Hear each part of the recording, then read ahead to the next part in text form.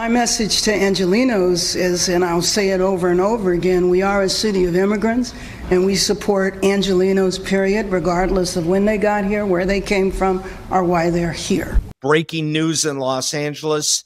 Trump's efforts with ICE are completely thwarted at MacArthur Park, the largest park inside the city of Los Angeles today. The efforts there have completely failed. There's a lot to unpack here. The mayor of Los Angeles drove ICE out of the park, and a lot of information and a lot of legal issues to share. So let's start by explaining exactly what MacArthur Park is.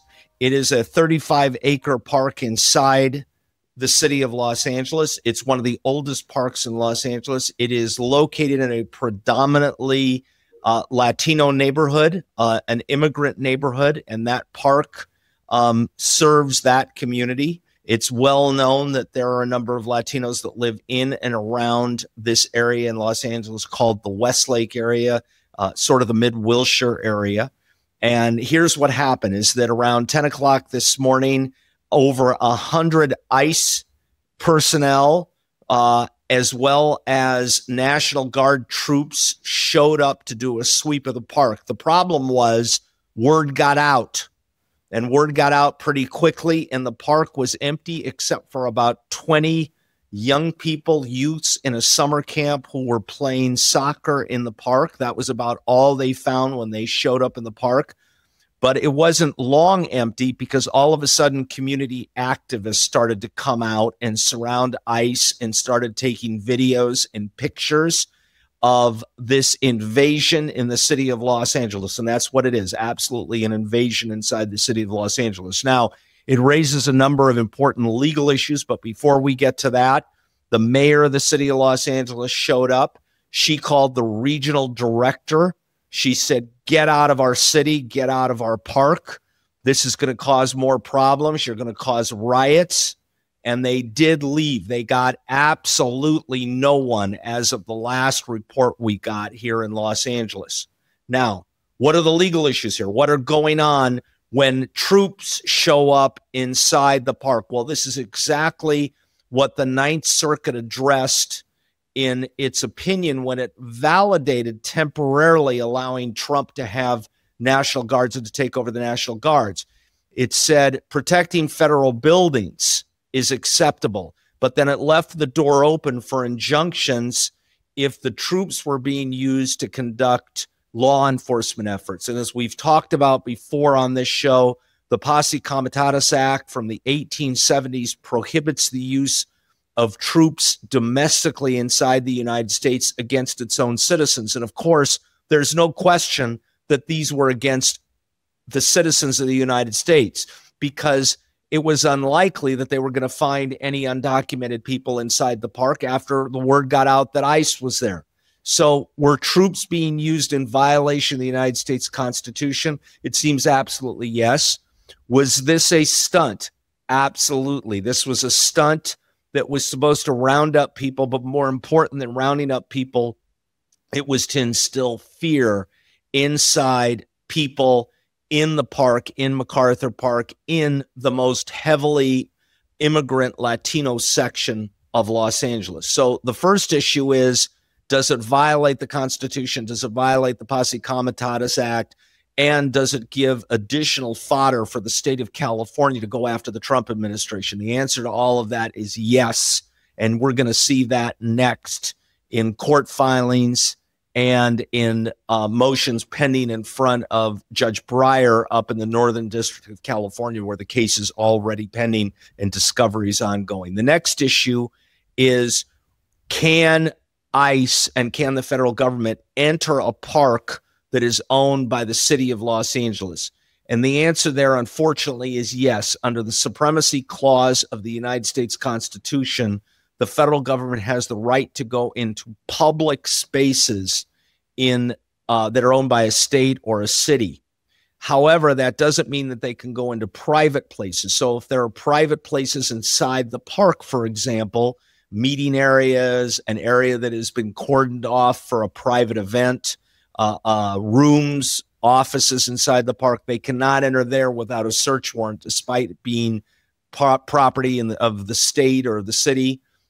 They would still need a judicial search warrant. That means a search warrant signed by a judge. So while they could enter the park, we come to the next question, and the question that's come up often is, can ICE, can the government ask people for their identification?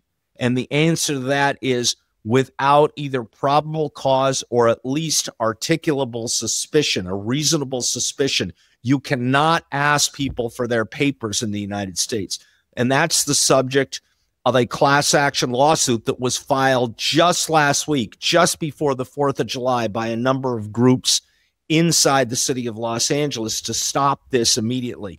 Was this a reaction to that lawsuit? Was this the Trump administration trying to rub the faces of the people of Los Angeles in the fact that we can do whatever we want? Probably, absolutely it was. It was an effort to say we're stronger than you, but this isn't going to last. The judges are going to potentially shut this down. Now, the next important question is, what are people's rights if they're in a park or in a public place and they're stopped? Well, first of all, they do not have the right to cooperate.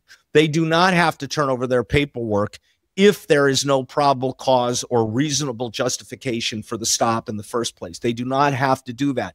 What ICE is doing, though, is intimidating people into admitting that they are non-legal residents or that they have no documentation. And even if they don't, we know from past experience that they're rounding up people.